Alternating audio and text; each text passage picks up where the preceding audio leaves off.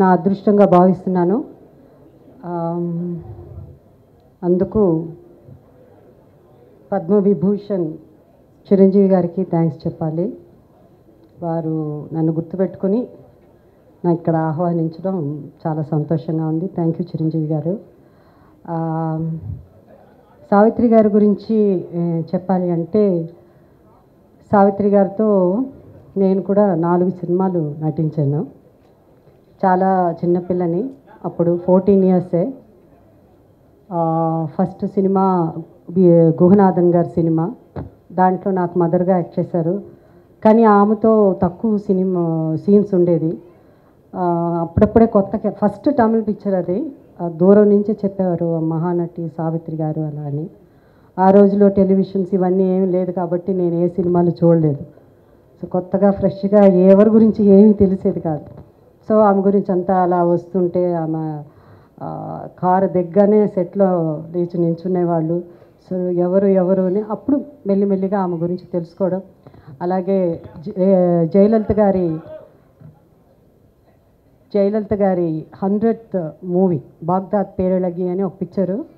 దాంట్లో మళ్ళీ సావిత్రి గారుకి నాకు మదర్గా యాక్ట్ చేశారు. బట్ మాకు అసలు ఎప్పుడు ఇంట్రాక్షన్ కానీ సీన్స్ ఏమి ఉండేది కదా. అలాగే ఒక తెలుగు సినిమాలు అలా చేశాను. ఒక్కసారి మాత్రం దగ్గర పక్కన కూర్చుని ఒక సీన్ ఉన్నింది.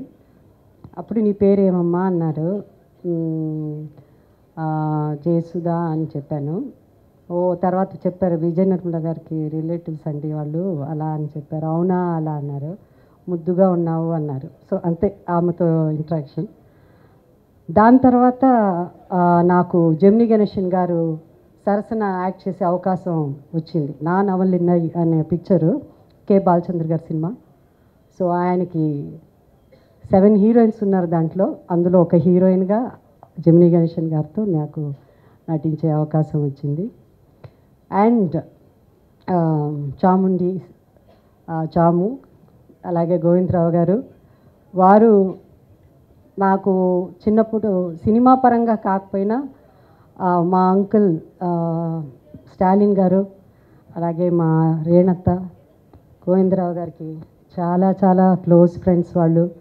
అందుకని ముద్దుగా కొత్తగా పెళ్ళైనప్పుడు వాళ్ళిద్దరూ మా ఇంటికి రావడం మా అంకుల్తో పాటు చూసేవారు. స్టాలిన్ అంకుల్ అనగానే ఒక నిమిషం మీరు కన్ఫ్యూజ్ అయ్యి ఉండేవారు. ఆ స్టాలిన్ సినిమాలో నటించే స్టాలిన్ గారు కాదు, మా అంకుల్ పేరు కూడా స్టాలిన్. సో అట్లా వారు పరిచయం. ఈరోజు నేను ముఖ్యంగా నాకు ఏమనిపించిందంటే, ఇవాళ సావిత్రి గారి గురించి చెప్పాలంటే ఒక సెమినారే జరపాలి. ఎంత మాట్లాడినా అందరికీ చాలా మాట్లాడాలని అనిపిస్తుంది. తర్వాత టెలివిజన్ అలా వచ్చిన తర్వాత ఆమె సినిమాలు చూడడం, సావిత్రి గారే, nobody can replace. So she's అంటే తెలుగు సినిమా ఉన్నంత వరకు ఏదైనా, తెలుగు సినిమా ఎప్పటికీ ఉంటుంది, ఉన్నంత వరకు కాదు ఎప్పటికీ ఉంటుంది. బట్ సావిత్రి గారు అండ్ జనరల్గా ఒక హీరో ఉంటే ఆ హీరోకి చాలా పాత హీరోస్ అయినా కూడా యాక్టర్స్కి ఎక్కువ ఫంక్షన్స్ జరుగుతూ ఉంటాయి.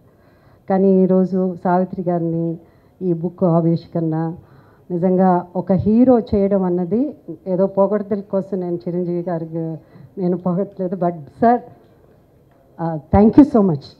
ఎందుకంటే మా హీరోయిన్స్ అందరి తరఫున, ఎందుకంటే మాకు తక్కువ ఉంటుంది ఫంక్షన్స్, బెటర్ ఎక్కువ పెద్దగా ఇవన్నీ చాలా తక్కువ ఉంటాయి. అలాంటిది మీరు నిజంగా ఇది ఒక చాలా పెద్ద ఫంక్షన్, 1,00,000 మంది ఉన్నంత ఫీలింగ్ మాకు. Thank you Chiranjeevi garu. And you are blessed, Surekha garu, both of you. And thank you so much.